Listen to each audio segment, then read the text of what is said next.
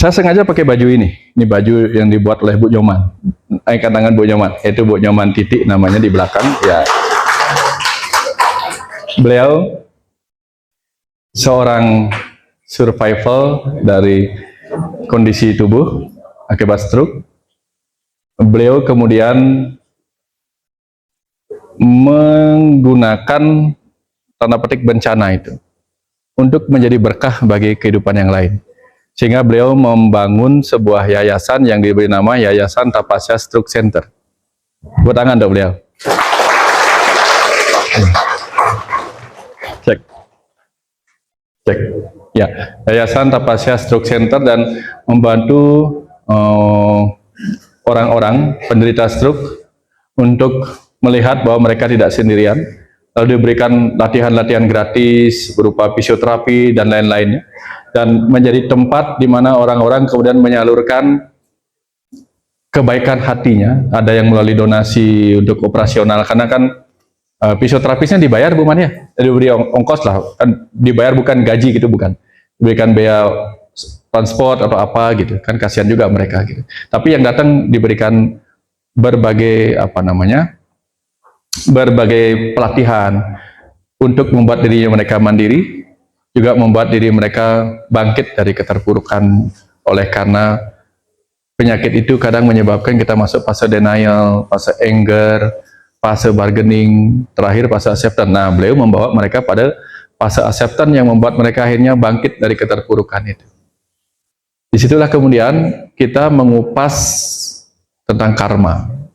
Jadi baju ini judulnya melunasi utang karma. Nah, kenapa tema kita yang kedua ini adalah belajar untuk mengubah perspektif kita tentang karma. Karena tema besar kita hari ini adalah apa? Tema besar kita apa? Jalan sunyi pembebasan dari penderitaan dan kebahagiaan. Jalan sunyi itu artinya apa? Diam. Tidak gelisah oleh suara-suara ego kita yang membisiki kita lawan, yang membisiki kita lari gitu. Fight or flight kita tidak membisiki kita, sehingga kita menjadi orang sunyi di dalam, jiwa yang sunyi yang mengamati semuanya dengan penuh kesadaran dan pemahaman. Maka kita gunakan dua potensi dari jiwa kita sebagai pengamat. Potensi yang pertama adalah potensi kecerdasannya, mengamati dengan cerdas, sehingga semua peristiwa-peristiwa karma dalam kehidupan kita bisa kita petik hikmahnya, petik pengetahuannya. Yang pertama. Yang kedua, kita dengan penuh kesadaran mengamati semua peristiwa-peristiwa itu sebagai sesuatu yang netral. Contoh, mungkin susah menerangkan bagaimana sih caranya mengamati sesuatu dengan netral. Ada anjing menggigit kucing. Yang salah siapa? Ada anjing mengejar dan menggigit kucing. Yang salah siapa? Bingung ya? Oke. Ada anjing liar menggigit kucing peliharaan kita. Yang salah siapa? Anjing liar. Ada anjing peliharaan kita mengejar dan menggigit kucing liar. Yang salah siapa? Kucing liar. Nah, dengan cepat kita bisa paham kapan kita netral, kapan kita berpihak. Keberpihakan muncul ketika kita mengerti bahwa ini milikku, itu bukan milikku. Kebayang ya? Begitu kita berpihak, maka seketika kita kehilangan netralitas kita. Maka yang bukan pihak kita ikut kita benci, yang pihak kita ikut kita dukung, kita cintai. Itu yang biasa terjadi. Sama halnya dengan ular makan tikus. Salah siapa? Nggak ada yang salah. Karena kalau ular dikasih capcay, dia nggak makan. Ular memang makannya tikus. Tapi kalau ular liar makan tikus peliharaan anak kita, si ular liar kurang ajar. Begitu ular peliharaan kita makan tikus liar, nah si tikus liar kurang ajar, ngerusuh di rumah, dimakan tikus kita, syukurin, betul nggak? Nah, kapan saja kita ketemu sama orang lain sedang mengalami pembayar karmanya. Begitu di dalam diri kita muncul, syukurin. Tanda-tanda kita sedang berada di pihak berlawanan dengan orang itu, betul nggak? Ya, coba renungkan saja. Kapan terakhir kali melihat orang jatuh lalu dengan cepat berkata, syukurin? Pernah nggak? Mungkin kita diserempet lalu dia jatuh, syukurin.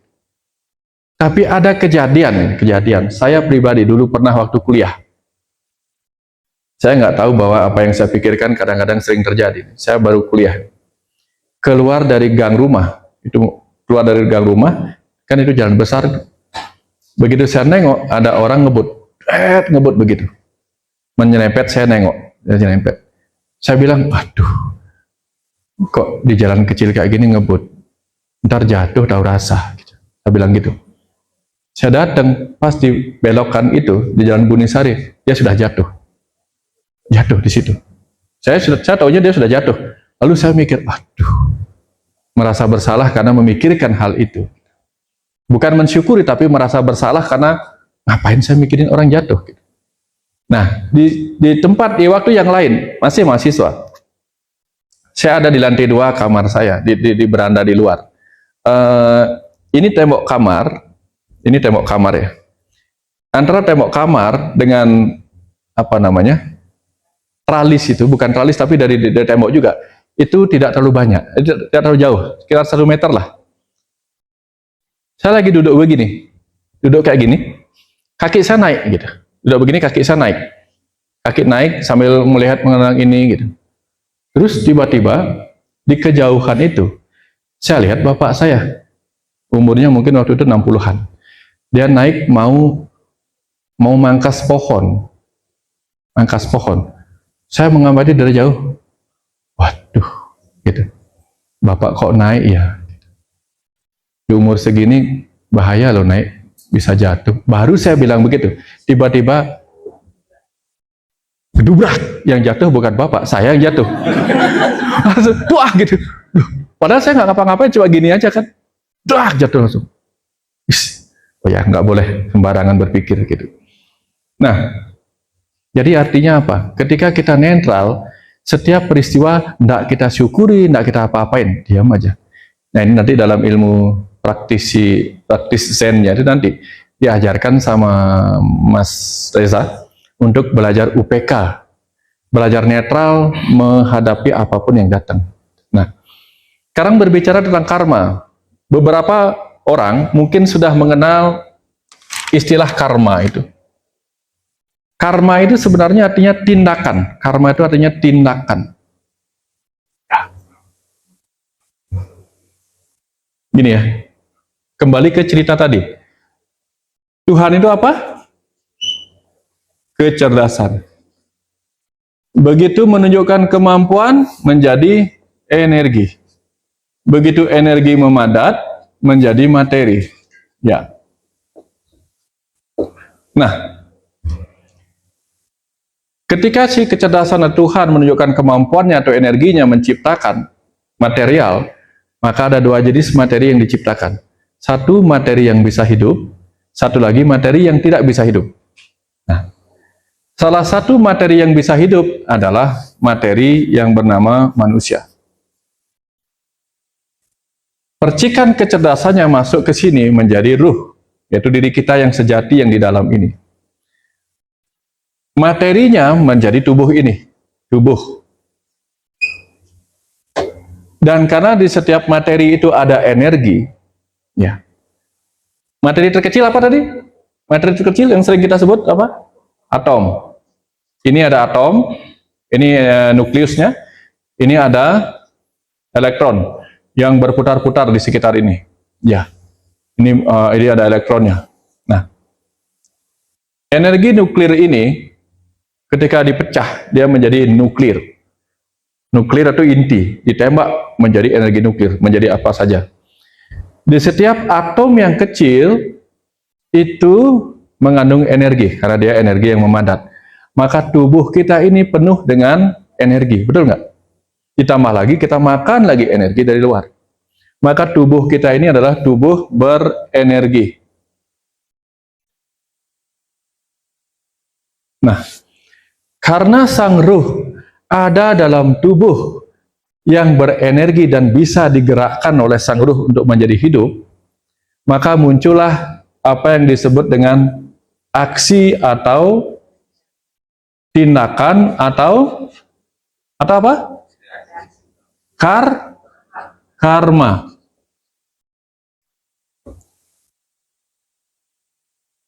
Maka sepanjang kita ada di dalam tubuh ini, kita tidak mungkin bisa terbebas dari apa yang disebut sebagai karma. Bahkan ketika kita bernapas, kita sudah berkarma. Karena kita menggerakkan napas kita. Apakah bernapas itu baik? Apakah bernapas itu buruk? Bernapas baik apa buruk? Baik. Membunuh baik apa buruk? Pelan-pelan ya. Bernapas baik apa buruk? Napas sama dengan baik. Membunuh baik apa buruk? Buruk. Oke ya? Membunuh baik apa buruk? Buruk. Oke. Pada saat kita bernafas, ada enggak kuman-kuman atau virus yang masuk? Ada ya? Kira-kira virus dan kuman yang masuk dibunuh apa di-heal, teman? Dibunuh. Berarti setiap kali kita bernafas, ada pembunuhan. Betul nggak? Maka bernafas baik apa buruk? Mulai di sini ya. Ya. Kalau kita menjebak diri kita pada kata baik dan buruk, nih, bernapas gimana caranya nih bernapas? Pakai oksigen biar nggak membunuh apapun. Bingung kita. Maka kita pergi ke ruang steril supaya aku tidak mau membunuh siapapun, tidak satupun ciptaan Tuhan yang mau kebunuh, termasuk virus-virus. Maka kita pergi ke tempat yang steril, betul nggak? Supaya nggak ada kuman-kuman di situ, betul nggak? Tapi tersiksa nggak akhirnya kita? Tersiksa. Oke. Makan baik apa buruk? Baik. Membunuh baik apa buruk? Buruk. Begitu kita makan, ada nggak yang dibunuh? Ada. Banyak. Maka karma baiknya, ini makan ya, ini makan. Makan itu karma baik apa karma buruk? Baik. Ketika kita membunuh, baik apa buruk? Buruk. Oke. Kalau karmanya baik, makan itu karma baik, makan itu karma buruk, maka pahala dari karma baik ini apa? Pahalanya apa? Pahala dari kita makan sebagai karma baik, pahalanya apa? Dapat energi, dapat tumbuh, dapat sehat. Itu pahala baiknya. Pahala karena dia karma yang buruk, apa pahala buruknya apa? Nggak pernah memperhatikan. Oke. Satu, makan nasi. Kita sakiti pohon padinya, betul nggak? Dari pohon padi kita sakitin, kemudian kita jebur, kemudian kita tumbuk pula. Setelah kita tumbuk padinya, kemudian kita rebus pula padinya. Padahal di dalamnya ada kecerdasan, betul nggak? Ada kecerdasan dalam padi yang kita sakiti sebagai Tuhan di sana. Nah, setelah kita rebus di sana, ditambahin sambal tempong pula. Jadi kepedesan di dalam. Setelah itu kita kunyah pula, betul nggak? Kunyah pakai gigi, digilas, dilindas pada gigi, dimasukkan ke dalam asam lambung yang disebut soda api. Tambah sakit nggak dia? Oke. Akhirnya karena tujuannya baik, kita dapat pahala baik, dapat energi. Tapi kita menyakiti dia. Besok kita disakiti nggak sama dia? Betul nggak disakiti sama dia? Iya. Besok dapat karma buruknya kita. Aduh. Nah, kebayang nggak? Bahkan ketika kita melakukan karma buruk, hanya dengan makan saja, kita mendapatkan pahala buruknya. Pagi-pagi dia sakitin sama dia, betul nggak? Sampai-sampai rebutan kamar mandi. Karena apa? Dia ingin menyakiti kita, betul nggak? Nah, apa yang saya mau ceritakan di sini? Bahwa setiap karma itu memberikan pahala. Setiap aksi memberikan reaksi. Sekarang pertanyaannya, makan itu karma baik, dapat pahala baik. Betul nggak? Energi, tumbuh. Makan itu karma buruk, karena kita mau menyakiti hewan yang kita makan. Akhirnya besok pagi, besok pagi kita sakit perut, betul nggak? Sekarang saya tanya, sakit perut itu pahala baik apa pahala buruk? Pahala apa? Pahala baik apa pahala buruk sakit perut itu? Baiknya di mana? Buruknya di mana? Kalau itu disebut pahala buruk, ya Tuhan, jauhkanlah aku dari sakit perut ini. Biar dia tetap di sini selamanya. Mau? Mau? Malah apa yang terjadi? Banyak orang minum pencahar. Ngapain tuh? Udah berapa hari aku nggak sakit perut. Minta pula dia sakit perut dengan beli obat. Betul nggak? Dan dia tidak menyebutnya pahala buruk. Apa yang saya mau sebut ini? Dalam hidup ini, dalam banyak hal, kita seringkali terjebak menolak yang baik, menolak yang buruk, hanya menerima yang baik. Padahal apa yang tadi kita tolak, sedikit kita ubah cara pandang kita, ternyata itu sesuatu yang baik, betul nggak? Nah ini, dari sini poinnya. Nanti kita akan banyak buka, oh ternyata begini. Ada orang, ini, kita diselingkuhin. Kita diselingkuhin, ya, kita punya pasangan, pasangan kita selingkuh. Harusnya kita bahagia apa sakit hati? Ya, ini diselingkuhin, ya, diselingkuhin. Nah, diselingkuhin ini. Ini kita harus bahagia, bahagia, apa sakit hati? Sakit hati, oke. Sakit hati ya? Kalau sakit hati, boleh enggak kita berdoa sama Tuhan? Tuhan, aku sakit hati diselingkuhi. Tolonglah Engkau kembalikan pasanganku menjadi pasangan yang setia berikutnya seumur hidup. Setuju nggak begitu? Oke, sakit hati maka kita berdoa supaya itu tidak terjadi lagi, betul nggak? Betul ya? Oke, betul. Ternyata dicek di kehidupannya ke regresi dengan dokter Pak Surya, gitu, ya, hipnoregresi dengan Pak Surya, terpantaulah bahwa di kehidupan sebelumnya dia pernah menyelingkuhi 10 orang dan menyakiti pasangannya. Nah ini baru datang 1 orang yang bikin sakit hati. Kira-kira di alam sana, Tuhan, di alam sana nih, Tuhan, ternyata aku berdosa pada suamiku karena ternyata aku menyelingkuhi 10 laki-laki. Kelak agar aku bisa merasakan perasaan sakit hati dari suamiku, izinkanlah aku menjadi suami yang disakiti oleh istriku yang berselingkuh dengan 10 orang, gitu misalnya. Jadi ketika diselingkuhin 1 orang, harusnya sakit hati apa bahagia?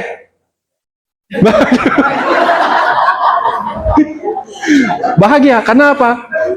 1 hutang terlunasi. Betul nggak? Betul nggak? Kalau cara melihatnya begitu, kita anggaplah kita begitu. Begitu suami kita berselingkuh, gitu misalnya. Kamu berselingkuh? Maaf, kamu berselingkuh ya? Iya. Sama siapa? Sama si Yanti. Kurang, tambahin lagi. Berani nggak bilang gitu? Tambahin lagi. Sama Susi, sama sini, tambahin. Karena dulu aku pernah selingkuh sama 10 orang. Pernah nggak? Berani nggak begitu? Nah, tentu kita nggak berani. Berarti sakit hati, bagusnya sakit hati apa bahagia? Bahagia. Oke. Terima kasih ya, kamu sudah bikin aku sakit hati. Betul nggak? Dari sini bingung kan? Mau bahagia apa sedih apa kecewa gimana? Maunya bahagia tapi dia menebus hutang karmaku. Mau sakit hati tapi sakit hati itu lebih buruk dari sakit gigi. Oh enggak, kebalik kan? Lebih baik sakit gigi. Jadi apa yang harus kita lakukan? Sakit hati apa sakit hati? Gigi, bukan sakit gigi. Sakit hati apa bahagia harusnya? Oke. Kalau begitu boleh nggak kita sakit hati ketika diselingkuhin? Boleh. Alasannya apa? Karena memang sakit hati. Oh ya, tapi kenapa harus sakit hati? Kan karena kita dulu pernah selingkuhin orang di masa lalu, roh kita. Sekarang ditebus kan? Katanya ketika kita pernah berdosa, maka kita akan lahir di neraka. Neraka itu nara ika, nara itu manusia. Narasumber, narapidana, narayana, maka nara itu manusia.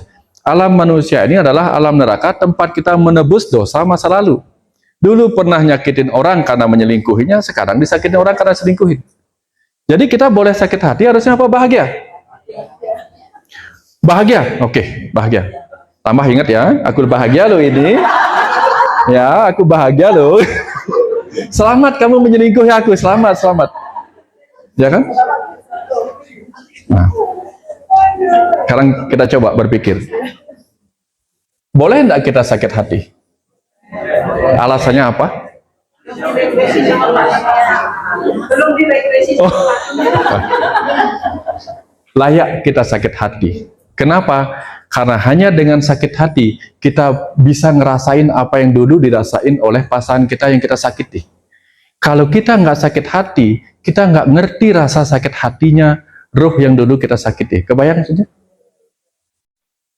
Tapi setelah kita sakit hati, renungkanlah, oh ternyata seperti ini rasa sakit hati yang pernah kuciptakan pada pasanganku di masa lalu. Maka ampuni aku, wahai jiwa yang dulu pernah aku sakiti. Begitu mohon ampun pada jiwa yang pernah kita sakiti di masa lalu. Berdasarkan pengalaman kita, disakiti sekarang. Maka pada saat kita bisa memahami itu, bisa kemudian meminta maaf pada apa yang pernah kita lakukan di situ, disitulah rasa bahagia akan muncul. Kenapa? Oh, sekarang aku mengerti rasanya. Sekarang aku bisa minta maaf pada apa yang dulu aku lupa minta maaf. Maka berbahagialah, satu hutang terlunasi. Karena sudah paham pengalamannya, sudah paham rasanya, sudah mengerti rasanya, dan bisa melepaskan keburukan masa lalu lewat memaafkan. Betul nggak? Nah, jadi dua-duanya yang penting apa? Bahagia apa sakit hati? Dua-duanya. Saya tumben ngomong kayak gini. Ya, saya baru dapat ini sekarang ini. Ya, ini dua-duanya penting. Jadi kapan kita disakitin sama orang, jangan balikin. Dia merenung menjadi pengamat sunyi yang dia merenung. Oh, rasa sakitnya seperti ini toh. Maka berarti ketika aku dicaci maki sekarang di depan orang banyak oleh orang ini, seperti inilah rasanya dulu aku pernah menyakiti orang lain, mungkin dia sendiri di masa kehidupan itu. Sekarang izinkan aku, walaupun tidak minta maaf pada orangnya langsung, tapi kita minta maaf masuk ke dalam jalan sunyi itu, bebaskan diri kita dari urusan derita sakit hati, kebahagiaan ini. Kita bebaskan diri kita. Saya nggak bahagia, saya juga nggak suka sedih hati, atau saya sedih hati, saya bahagia, tapi saya melampaui semuanya dengan cara apa? Memahami bahwa, oh ini rasanya. Aku minta maaf sekarang. Kebayang ya? Baik apapun itu. Jadi apapun yang kita hadapi sekarang itu pasti ada kaitannya di masa lalu. Makan cabai dapatnya pedas. Merasa pedas berarti makannya cabai. Jadi kalau makan cabai pahalanya pedas. Jadi hati-hati yang kita makan. Hati-hati berkarma. Karena nanti akan muncul pahala seperti ini yang mungkin tidak kita sukai. Atau kalau sekarang kita dapat pedas, berarti tadi makannya cabai. Kalau sekarang ada yang nyakitin kita, dia merenung, berarti sebelum ini aku pernah nyakitin. Itu caranya melihat, betul nggak? Tinggal balik aja. Kebayang maksudnya? Ya, ini membuat kita akhirnya berhenti. Oh, kalau saya nggak mau pedas, jangan makan cabai. Kalau saya makan cabai, siap-siap terima pedasnya. Kalau kita sebagai mertua nyakitin menantu, siap-siap nanti anak kita sebagai menantu akan disakiti mertuanya. Siap-siap begitu. Atau kalau kita jadi menantu nyakitin mertua, siap-siap nanti anak kita nyari mantu, kita sebagai mertua disakitin, siap-siap begitu. Jangan nyalahin orang lain. Kebanyakan kita nyalahin orang lain karena apa? kita tidak melakukan introspeksi. Ya. Tidak melakukan inspeksi ke dalam. Inspeksi. Dapat sampai sini ya? Nah, ini contohnya. Nah, kemudian bicara tentang karma, kita tahu bahwa kita tidak bisa lepas dari urusan karma, karena hidup ini adalah tentang berkarma, bertindak. Tetapi karma sendiri, jangan lupa ya, tubuh ini ciptaan. Setiap ciptaan mengandung apa tadi? Pengetahuan. Ketika ciptaan ini berkarma, maka di setiap karma ada pengetahuan. Setiap karma atau tindakan menciptakan peristiwa kehidupan. Maka di setiap peristiwa kehidupan ada pelajaran karma.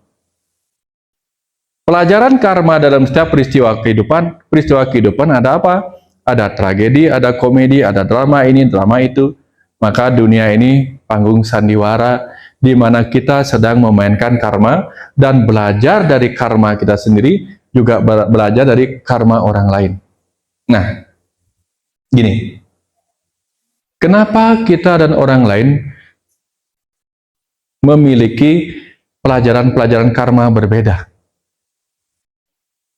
Tujuannya apa? Tujuannya supaya kita tidak perlu lahir menjadi orang lain hanya untuk mempelajari bagian yang itu, betul nggak? Siapa di sini yang makannya sering makan di restoran, bukan masak sendiri? Ya, tapi makan enak juga. Pernah makan pizza? Pernah. Pernah bikin pizza? Enggak. Tapi kita bisa makan pizza karena orang lain yang masaknya, orang lain yang belajar.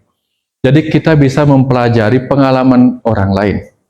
Itu sebabnya ruh itu ketika ingin menjadi yang tak terbatas seperti Tuhan, dia tidak perlu melewati semua pelajaran itu. Cukup mengamati pelajaran-pelajaran yang sudah dimainkan peran-perannya oleh jiwa-jiwa lain. Dapat sampai sini maksudnya? Maka setiap orang adalah guru.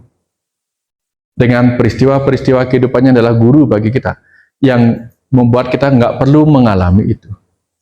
Misalnya nih, ada orang jalan ke jurang lalu jatuh dan meninggal. Boleh nggak kita katakan, aku nggak percaya jurang itu dalam sebelum aku sendiri mengalaminya? Boleh nggak begitu? Nggak usah, nggak usah. Cukup dengan pengalaman orang kita sadar, itu jurang, aku harus nggak boleh ke situ. Nah, begitulah cara Tuhan itu menyediakan setiap peran-peran kehidupan ini supaya kita bisa menyerap pelajarannya tanpa harus perlu mengalaminya. Tapi kita akan diberikan pengalaman yang memang layak untuk kita alami. Tidak perlu jadi orang lain. Tapi kita ambil pengalaman orang lain untuk kita renungkan. Betul nggak? Nah, itu pelajarannya tentang ini. Makanya kita nggak bisa lepas dari karma. Karma terbagi menjadi 3 berdasarkan waktunya. Pernah dengar karma itu? Yang pertama, past karma, past karma. Karma masa lampau. Present karma, karma masa kini. Future karma, karma masa depan. Karma pahala maksudnya. Karma masa lalu ini disebut sebagai sancita. Karma masa kini disebut prarabdha. Prarabdha, ya, prarabdha. Karma masa depan disebut kriyamana. Apa artinya ini? Sancita karma pala. Kadang kita nggak tahu. Hari ini kan aku sudah berbuat baik. Dari kecil sampai sekarang aku dilatih berbuat baik, tapi hidupku kok begini-begini terus. Jangan berpikir bahwa karma itu meleset. Bukan. Kita hanya sedang menerima karma buruk dari kehidupan masa lalu kita. Sementara kebaikan yang kita lakukan sekarang bukan tidak bermakna, bukan tidak akan berbuah apa-apa. Enggak. Dia akan berbuah nanti setelah semua masa ini terlewati. Ini yang disebut dengan pas karma atau sancita karma pala. Karma pala yang kita terima buahnya dari kehidupan masa lalu. Ya, sama dengan kita menanam padi. Nanamnya padi kok tumbuhnya rumput. Bisa jadi benih-benih rumput sudah duluan ada di situ, betul nggak? Nah itu. Cuman karena dia tumbuh lebih cepat aja dari padinya, tiba-tiba dia ikut. Nah, ada yang disebut prarabdha kriyamana, prarabdha karma pala. Apa yang dilakukan sekarang, diterima hasilnya sekarang. Sekarang kerja keras, suksesnya di kehidupan sekarang.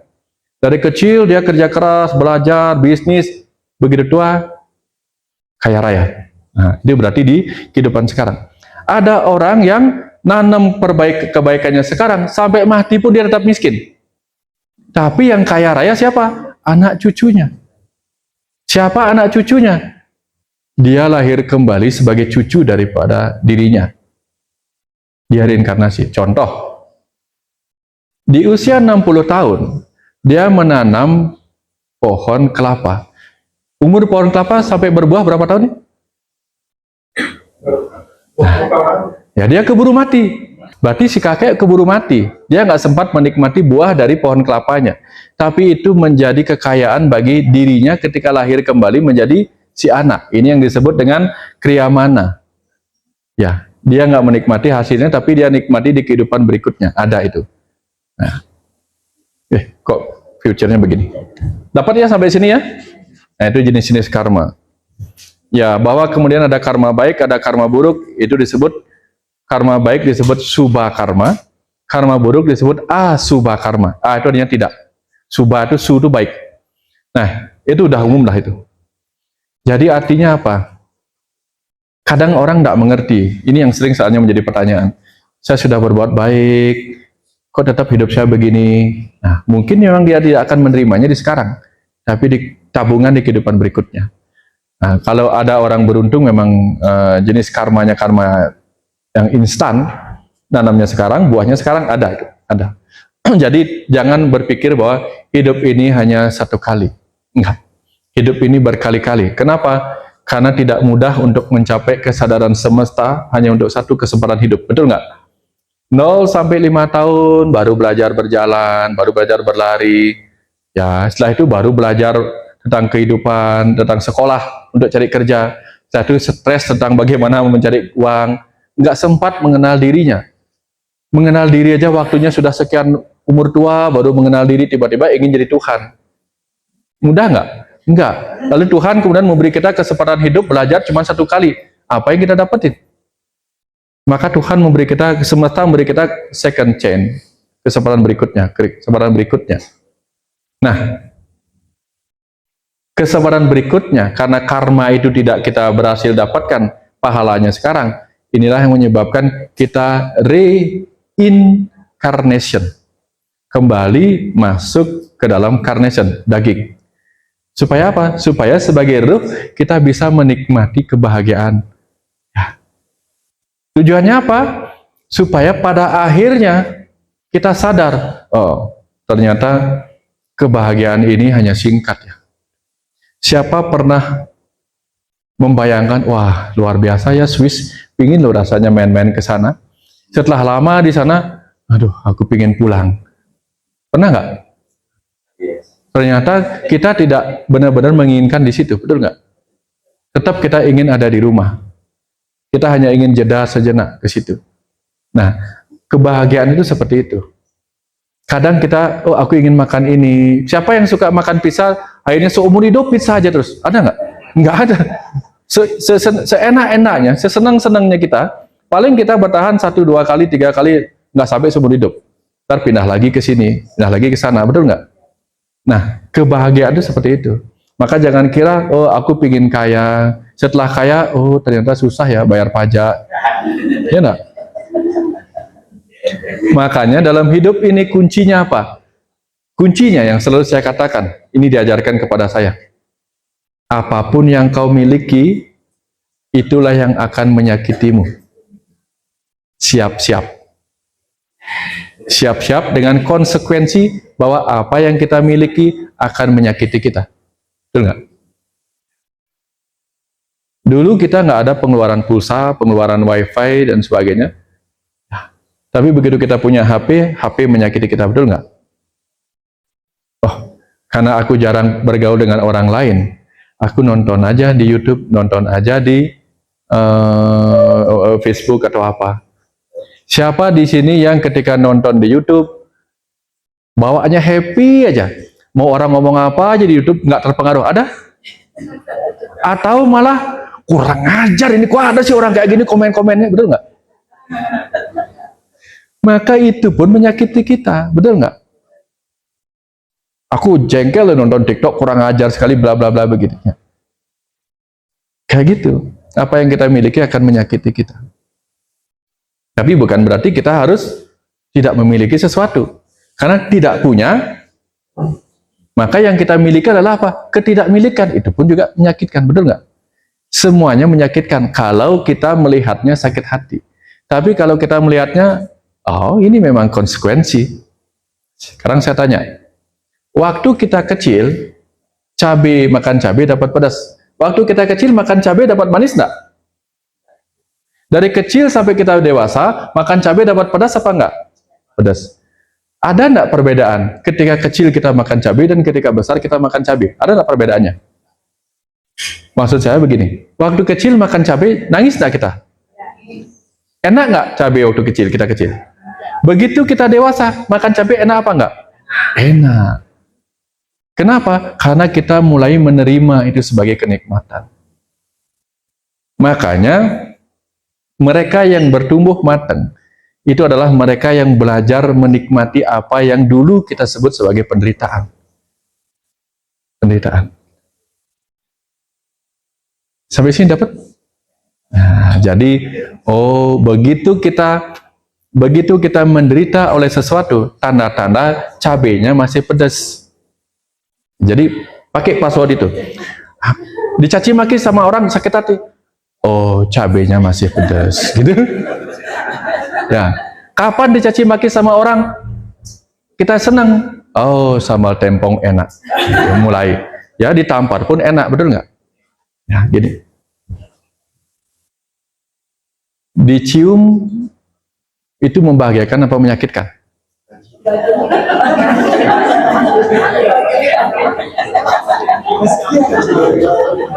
Ya. Dicium sama orang yang tidak kita kenal sama sekali, tidak menyenangkan. Jadi dicium sama orang yang tidak kita kenal sama sekali, kita nggak pernah ngobrol, kita nggak pernah ketemu, nggak kita kenal sama sekali. Mungkin kita pernah melihatnya, tapi kita nggak kenal, nggak pernah ngobrol, dia nggak kenal kita nggak juga nggak benar-benar tahu sama dia. Dicium sama dia, senang apa enggak? Senang. Tapi kalau yang mencium itu adalah Brad Pitt, bagaimana? Wow, langsung gitu. Nggak punya tabungan tapi langsung berbunga-bunga gitu. Betul nggak? Ya. Apalagi misalnya apa? Sudah usia 50 tahun, sebagai wanita aku nggak punya pasangan, nggak ada yang mau sama aku, tiba-tiba nongol wajah semirip Brad Pitt. Dicium kita dari belakang, dipeluk di belakang, tiba-tiba senang apa enggak? Lalu ngajakin kita nikah, tiba-tiba gimana? Senang apa enggak? Jadi semua ini, semua hal yang terjadi dalam hidup ini tentang perspektif persepsi kita. Begitu kita salah memiliki pengetahuannya, persepsi kita salah, orang jadi salah. Karma buruk orang jadi buruk kalau kita melihatnya buruk. Contoh nih. Ada seseorang yang bernama Bhisma. Dia kesatria maha agung yang tak terkalahkan, yang tak terbunuh. Tapi di medan Kurukshetra, dia hanya dibunuh oleh seorang yang berkelamin laki-laki, itu pun hanya pinjaman, tapi sejatinya dia seorang wanita. Malu nak? Seorang perkasa yang tak terbunuh, yang tak termatikan, tiba-tiba harus berhadapan dengan seorang wanita berkelamin laki-laki, dan dia mati di medan perang itu. Dan ditembus pula oleh banyak panah Arjuna. Sakit hati enggak harusnya? Malu enggak harusnya? Malu kalau kita nggak paham. Tapi Bhisma yang memahami bahwa Dewi Srikandi itu adalah titisan Dewi Amba yang sedang menebus hutangnya, dia bahagia. Kenapa? Bhisma berkata, aku sudah tidak tahu apa-apa lagi. Kalau aku tidak berhadapan dengan cucu-cucu yang kusayangi yaitu Pandawa, maka aku bukanlah seorang ksatria yang harus menjaga Hastinapura sebagai negara yang harus kulindungi. Tapi jika aku membunuh mereka, aku membunuh cucu kesayanganku. Mereka tidak mungkin bisa menang melawan aku. Maka dia berkata, panggillah Sri Kandi. Aku ingin berterima kasih kepada hal buruk yang pernah kulakukan dulu. Ketika Sri Kandi sebagai Dewi Amba mengiming-imingi aku cintanya, dan aku tolak dengan ancaman panah. Panahku terlepas dan terbunuhlah Dewi Amba. Sekarang Dewi Amba lahir sebagai Sri Kandi untuk mengizinkan aku bisa pulang. Tanpa Dewi Amba, dia tidak akan pernah lahir sebagai Sri Kandi, dan aku tidak mungkin pernah bisa mati oleh siapapun. Dan aku akan menderita untuk melihat kehancuran negaraku sendiri. Kebayang sampai sini ceritanya? Maka dengan itu, Dewi Amba salahkah? Enggak. Sri Kandi salahkah? Enggak. Dirinya salahkah ketika mengancam Dewi Amba dengan panah? Enggak. Karena semua itu adalah skenario kehidupan yang membuat semuanya menjadi sempurna apa adanya. Kebayang maksud saya? Dalam hidup ini kita akan banyak ketemu kejadian-kejadian seperti itu. Yang kita sangka ini membawa keburukan kepada kita. Tapi begitu perenungannya jauh mendalam, kita akan mengerti, oh, tidak ada kejadian yang tidak atas kehendaknya. Ini pasti memiliki sebuah makna, tujuan tertentu. Everything happen apa? For a reason. Jadi kita harus tahu reasonnya itu apa, alasannya ada apa. Untuk menemukan alasannya apa, kita harus, alas itu tempatnya di atas apa di bawah? Maka kita harus menggali tumpukan itu. Sampai ketemu alasnya apa, baru ketemu alasannya. Dasarnya apa, baru ketemu dasarnya apa. Alasnya apa? Alas itu dasar, alasannya apa. Nah, ini dapat ya? Sebelum kita ketemu alasannya apa, pasti kita masih terguncang. Inilah pentingnya duduk sejenak sebagai observer, sebagai pengamat. Kapan kita menjadi pengamat? Every day. Every day. Pagi hari kita main film. Main peran A, main peran B, main peran C. Bermainlah penuh penjiwaan. Nah, tadi saya ngobrol-ngobrol sama Dr. Henry. Bermainlah penuh penjiwaan, karena kita sedang memainkan dunia ini sebagai panggung sandiwara. Bermainlah. Nyanyi sama-sama. Sama-sama. Dunia ini panggung sandiwara, ceritanya mudah berubah. Ada peran wajar dan ada peran berpura-pura. Mengapa kita bersandiwara? Nah, pertanyaannya gitu. Tuhan, ngapain sih aku harus bersandiwara? Ngapain sih aku harus memainkan peran A, peran B, peran C, lalu penuh drama kehidupan ini? Tuhan bilang begini, nah, kalau aku mengajarkanmu pengetahuan, tidak akan mudah kamu ingat pengetahuan itu. Tapi kalau aku mempertontonkan pengetahuan itu sebagai cerita-cerita kehidupan, begitulah aku bertutur kepadamu. Hanya dengan bertutur itulah aku bisa membuatmu menikmati pengetahuannya dan tidak lupa. Pertanyaannya begini, masih ingat nggak teman SD waktu kita masih kecil? Waktu kita masih TK, ingat nggak namanya? Benar, waktu kita TK, ingat nggak namanya orang itu? Enggak kan? Pasti lupa. Nggak semua teman kita ingat, betul nggak? Teman SMA nggak semua kita ingat, karena kita nggak ada cerita sama dia, betul nggak? Tapi coba begini. Pelangi-pelangi ciptaan, langsung ingat. Karena pengetahuan itu mudah ditransfer melalui lagu, melalui cerita, ya. Maka hidup ini, Sang Pencipta menciptakan ciptaan, membuat cerita dari ciptaan itu supaya kita gampang menyerap dan mengingat pengetahuan-pengetahuannya. Betul nggak? Hari kemerdekaan kita tanggal? Oke, gampang diingat. Tragedi Bintaro terjadi tanggal berapa? Tanggal berapa? Nggak tahu ya? Tragedi Bintaro. 19 Oktober, langit Jakarta berwarna merah. Aku dengar jerit dari Bintaro. Pernah dengar lagu itu?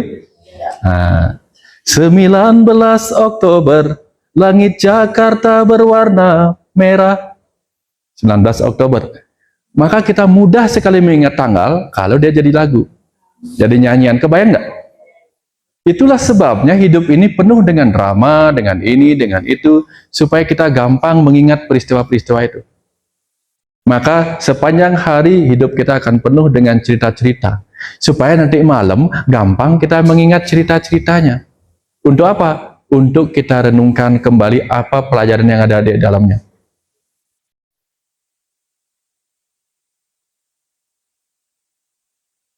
Dapat ya? Kita mesti telanjang dan benar-benar bersih. Nanti malam telanjang. Bukan karena ingin. bukan karena itu. Artinya menelanjangi seluruh ingatan-ingatan kita untuk kita renungkan. Betul nggak? Untuk kita renungkan. Itu malam-malam. Nanti, oh hari ini aku bermain peran apa ya? Oh peranku sudah penuh penjiwaan. Bagus. Penjiwaanku sudah bagus. Tapi apa yang bisa aku petik dari penjiwaanku hari ini? Itu kita renungkan. Ya. Supaya kita dapat pelajaran-pelajarannya. Sampai sini dapat ya? Nah, jadi berterima kasihlah mau hari ini kita melihat tragedi, komedi, drama-drama, apapun itu. Berterima kasihlah pada Tuhan karena kita dihadapkan pada cerita itu. Setiap orang punya ceritanya masing-masing. Hari ini sedang terjadi apa di Pantai Kuta? Tahu nggak? Nggak tahu, karena pelajaran kita bukan di situ, pelajaran kita ada di sini. Ya, nanti yang di sana punya pelajarannya sendiri. Tugas kita bukan untuk mengambil pelajaran orang, tapi kapan kita ngumpul sama mereka?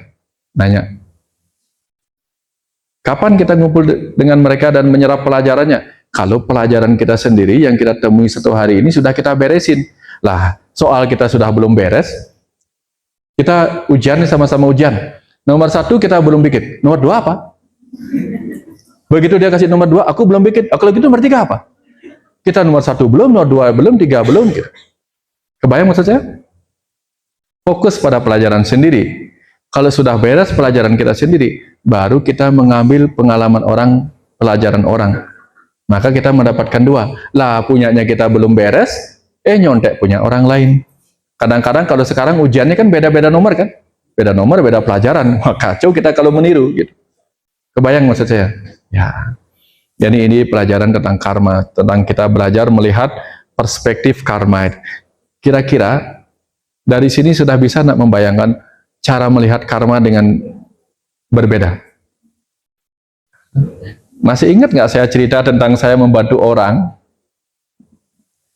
Saya kasih dia uang dan dia merasa bahagia. Dan saya berdoa supaya dapat karma baiknya. Masih ingat gak cerita yang di supermarket itu? Nah, itu cerita. Wah, merasa berbuat baik, tidak dong pahalanya. Ternyata perbuatan baik saya menyebabkan kehancuran. Siapa yang belum pernah dengar? Kalau belum pernah, saya ceritain lagi. Belum pernah dengar? Oke. Jadi ceritanya begini. Saya ulang lagi ya. Saya senang berbuat baik. Malam-malam saya keluar, di sebuah supermarket, saya melihat ada wanita yang menangis terseduh-seduh. Kayak orang depresi. Wah, kasihan orang ini. Apa sih penyebab dia depresi kayak gini? Hari kedua ketemu lagi orang itu. Hari ketiga sama. Akhirnya karena kasihan, saya berasumsi jangan-jangan dia nggak punya uang. Saya kasihlah dia uang 100.000. Langsung dia kaget. Hah? Oh Bapak, terima kasih banyak, terima kasih banyak, terima kasih banyak. Perasaan saya, wah, ternyata saya sudah melakukan apa yang disebut sebagai maitri, membuat orang lain bahagia dan saya bahagia karena saya melakukan sesuatu. Wah, saya sudah mengamalkan ajaran Satur Paramita, bahagia. Saya sudah berbuat baik, maka pasti akan mendapatkan pahala baik 10 kali lipat. Teorinya begitu. Maka memberikan 100.000, pahalanya 10 kali lipat. Dapatnya berapa? 1 juta. Pulang dari situ saya bilang, Tuhan, mumpung saya nggak punya uang, bisa dipercepat nggak pahalanya? Ya, gitu. Saking senangnya saya, besoknya saya ngomong, oh kemarin saya nolongin orang nih. Gitu. Wah, kamu baik sekali. Langsung berbunga-bunga, jadi orang baik. Nah, malam ini saya tengok ke sana. Asli orang tuh nggak ada di situ. Woi, seneng saya. Ternyata segitu mudahnya ya kita menyelamatkan orang hanya dengan 100.000.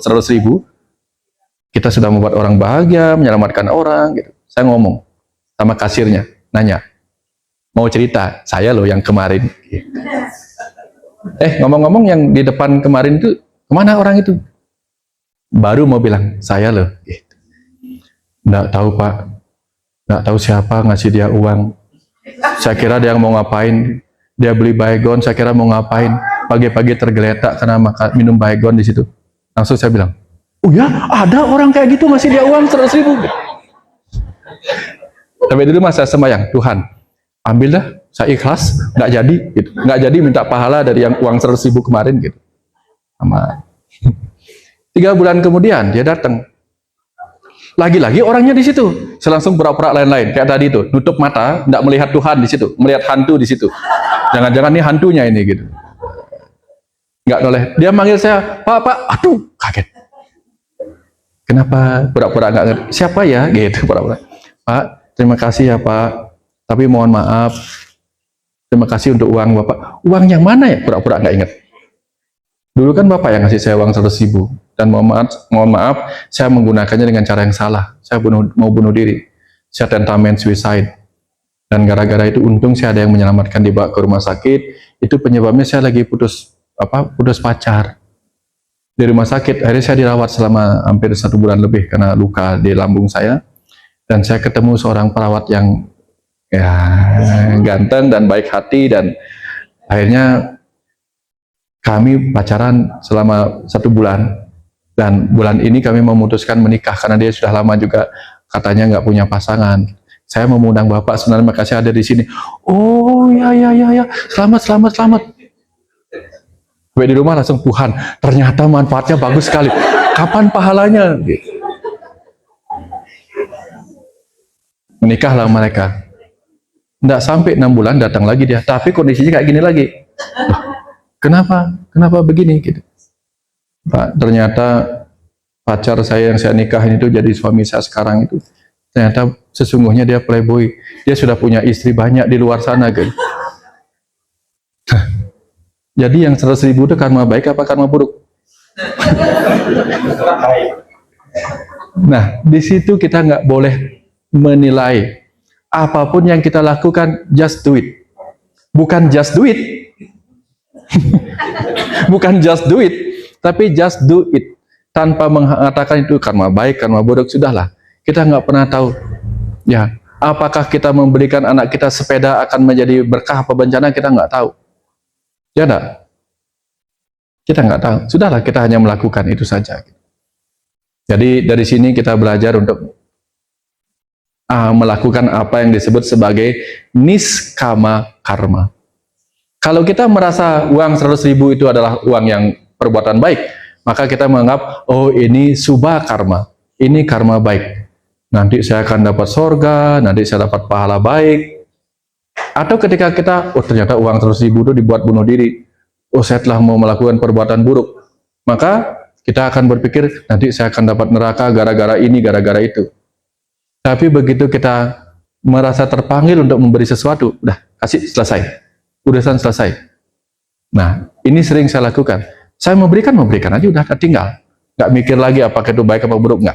Begitu hati nurani memanggil, berikan. Udah selesai. Apa saya punya hutang masa lalu, nggak ngerti. Pokoknya terpanggil memberikan, berikan. Beres. Gih. Apa? Beyond karma, ya. Niskama karma. Beyond itu melampaui karma. Beyond itu artinya apa? Beyond asubha karma dan subha karma. Jadi melampaui karma baik, karma buruk disebutlah niskama karma. Karma yang tidak mengharapkan pahala apapun. Inilah disebut dengan tulus. Dalam bahasa sederhananya disebut ketulusan dalam perbuatan. Kalau ketulusan dalam perbuatan, kita nggak mikir lagi apa yang terjadi. Sama dengan kita bernapas. Ketika kita mengeluarkan napas, kita berkarma baik apa berkarma buruk? Nggak tahu. Di satu sisi kita berkarma baik. Kenapa? Melepaskan karbon dioksida yang akan memberi hidup kepada tumbuh-tumbuhan. Sekaligus kita berbuat karma buruk. Kenapa? Mungkin saja kita menyebarkan kuman-kuman tanpa kita paham. Betul nggak? Dari sini kita harus belajar. Aku nggak tahu aku berbuat baik apa buruk. Nah, siapa pernah nonton film The Equalizer 3 ya? Cerita tentang Denzel Washington, nonton ya? Yang membunuh para mafia, kemudian dia terjebak di sebuah tempat di Sisilia, tahu ya? Ketika dia kena tembak oleh seorang anak kecil, nonton ya? Di situ dia ditanya sama dokter yang menolongnya, kamu orang baik apa orang jahat? I don't know. Langsung dia ketahui ini orang baik. Karena orang yang baik itu tidak tahu dirinya baik apa jahat, nggak tahu. Nah, ini seperti cerita tentang kalau kita sadar diri kita orang yang baik, kita tidak pernah merasa melakukan kebaikan. Karena kita hanya melakukan apa yang menjadi panggilan hati kita. Kebayang sampai sini ya? Oke. Dan waktu kita berkarma, pertanyaannya cukup dua ya, dua tiga ya. Satu ya, karena karma baik kita menunggu untuk kita memberi energi kepada tubuh kita jam 12 nanti. Tapi kita punya banyak waktu kok untuk ngobrol, ya. Silakan, ada yang bertanya? Silakan, Dokter Hendri. Ya. Wah, ini bisa rame nih kalau urusan karma pasti rame nih. Terima kasih Pak Soyan. Ya. Hendri. Ini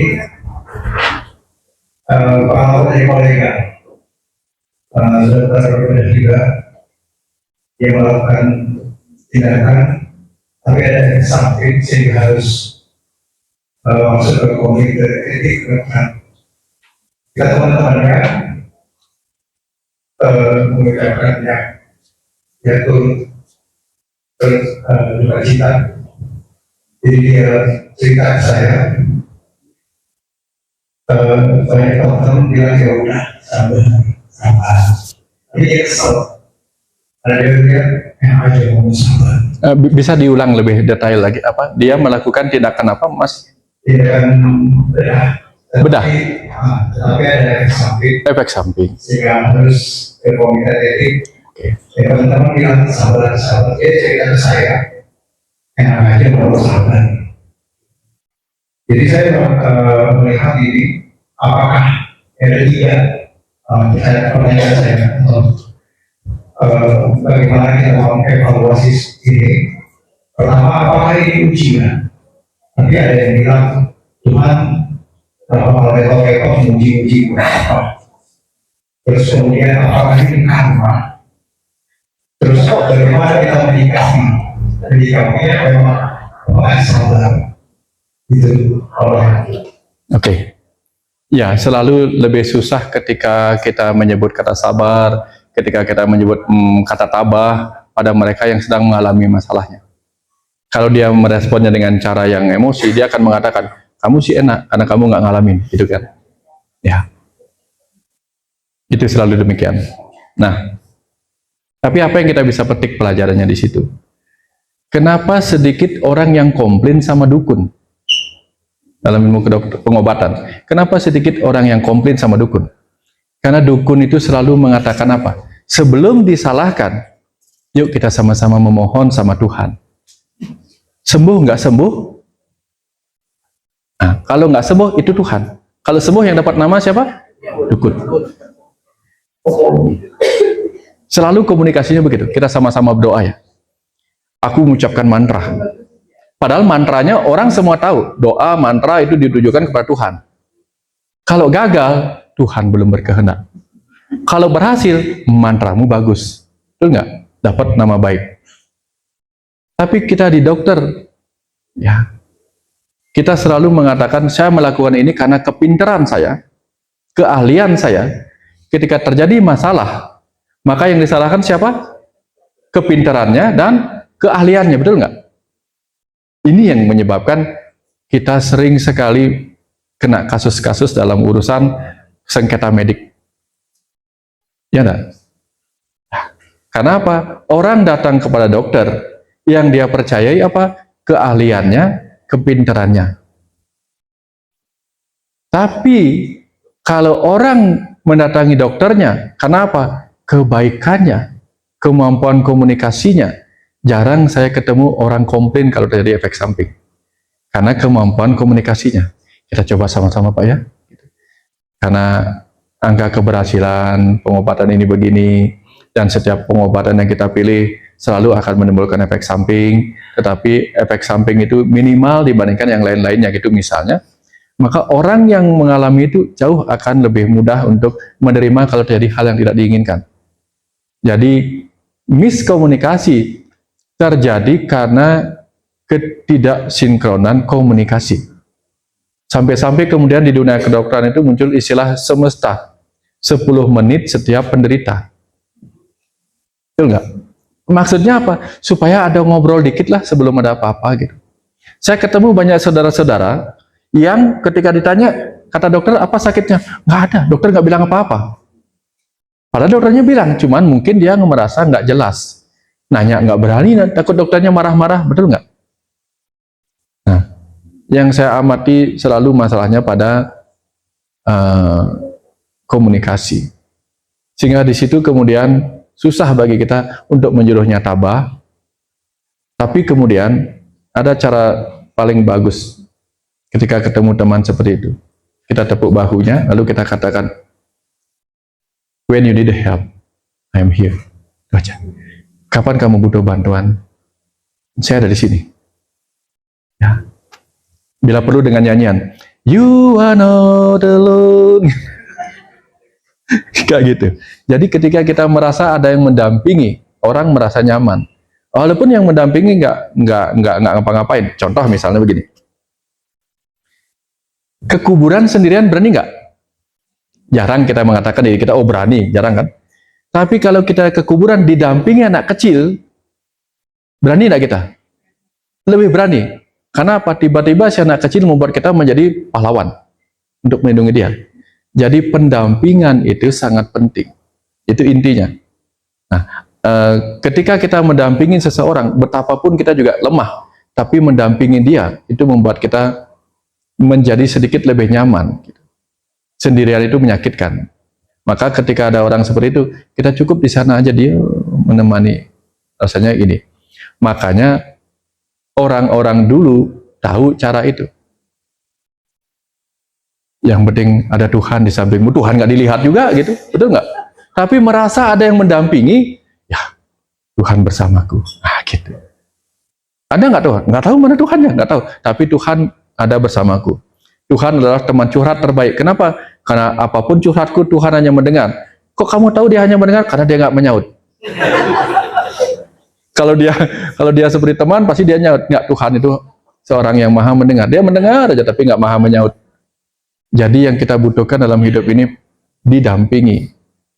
Nah, ketika ada masalah seperti itu, mendampingi mereka jauh lebih penting daripada mengeluarkan kata-kata yang mungkin akan dia balas, kamu sih nggak ngalamin. Betul nggak ya? Nah, tapi kemudian inilah yang perlu kita sering-sering lakukan. Mengingatkan semua orang bahwa ada efek samping. Ya, selalu ada collateral damage. Apapun itu. Mau operasi luka itu adalah efek samping pertama dari operasi, betul nggak? Nanti bisa membekas, bisa segala macam sesuatu terjadi, sudah pasti itu. Kita membuka sesuatu yang berpotensi infeksi, sudahlah.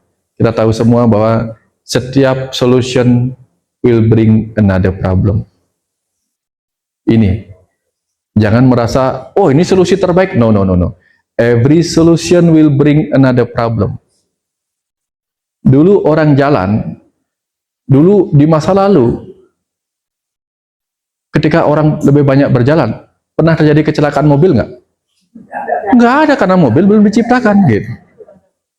Ya, sekarang diciptakan mobil, orang jadi cepat-cepat. Waktu menjadi memendek, jarak menjadi memendek, tapi jarak pulang juga memendek. Ya, harusnya belum pulang karena kecelakaan. Kebayang nggak? Jadi every solution will bring another problem. Ketika kita memberikan solusi, jangan kira solusi kita yang terbaik, enggak. Solusi kita akan menambah masalah baru di kemudian hari. Ya, jadi kita di kedokteran kan pasti itu. Kita kasih antibiotik ini, kumannya mati. atau dia menjadi resisten.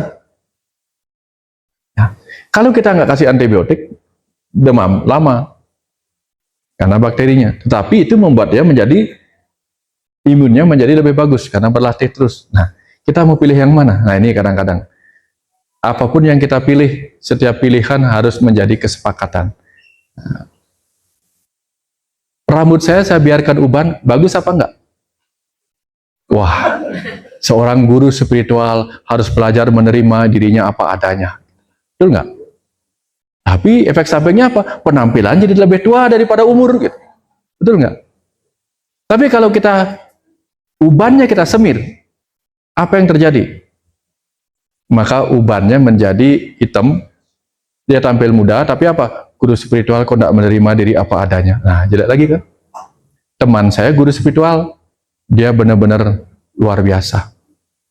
Dia tidak pernah menyemir rambutnya, bahkan dia tidak pernah menyampu rambutnya, karena kebetulan dia sudah botak.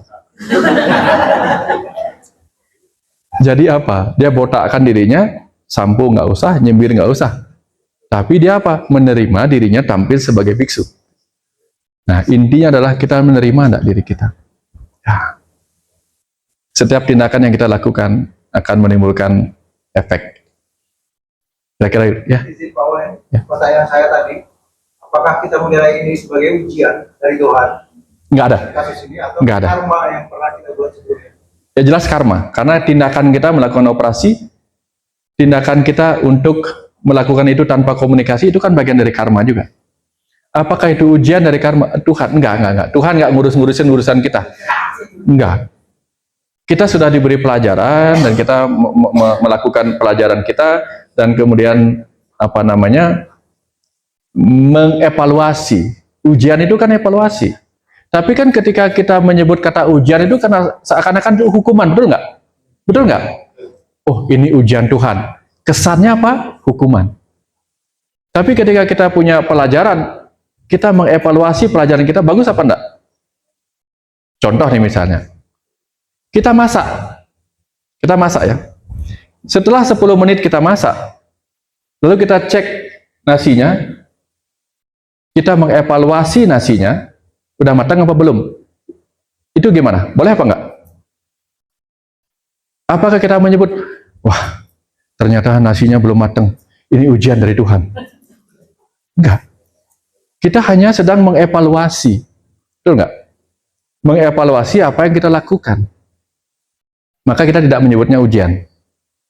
Tapi ketika sesuatu itu kita anggap berat, oh nanti aku akan dinilai begini, tidak akan lulus, bla bla bla, maka kita menyebutnya ujian.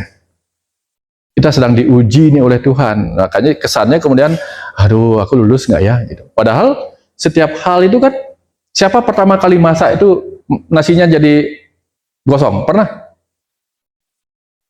Bisa gosong, bisa bagus. Atau kadang kita bikin capcay, kadang enak, kadang enggak. Betul nggak?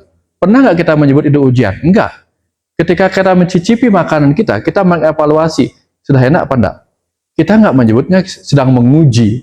Ini ujian. Wah, ternyata capcaynya kurang enak. Jangan-jangan ini ujian dari Tuhan. Nggak ada. Bikin capcay juga ujian dari Tuhan. Gitu. Kita hanya sedang mengevaluasi. Jadi dalam hidup ini, apapun yang kita lakukan, kita sedang mengevaluasi apa yang kita lakukan. Ya, kadang kita jarit luka pasien, kadang robek. Apakah itu ujian dari Tuhan ketika dia robek? Atau bernanah? Enggak, kita hanya mengatakan, oh kita evaluasi ulang. Betul nggak? Evaluasi bahwa apa? Ternyata sterilnya kurang bagus. Nah, atau jaritannya kurang dalam. Atau di dalamnya kurang ada jaritan dalam. Langsung jaritan luar gitu misalnya. Nah, dengan mengevaluasi itu kita memperbaikinya. Tidak menyebutnya sebagai ujian yang kemudian membuat kita berpikir lulus kecewa, senang, nggak lulus kecewa. Kita berhenti mengatakan hidup ini penuh ujian, enggak. Berhenti mengatakan hidup ini penuh cobaan, berhenti. Kita melihat hidup ini penuh karma dan evaluasi karma, gitu. Kebayang ya? Jadi kita setiap saat ini melakukan karma, malam-malam kita evaluasi. Hari ini saya penjiwaannya sudah bagus belum ya? Hari ini pelajaran karmanya apa ya? Hari ini ketika saya disakiti, saya sudah menerima apa belum ya? Nah, ini kita evaluasi. Karena dari evaluasi kemudian kita mengalami proses evolusi. menjadi lebih baik, gitu kan? Nah, kira-kira seperti itu, semua. Dan sayangnya jam makan siang harus kita evaluasi, enak apa enggak makanannya di bawah. Tapi kita punya waktu banyak untuk ngobrol nanti ya. Oke, terima kasih banyak. Ya.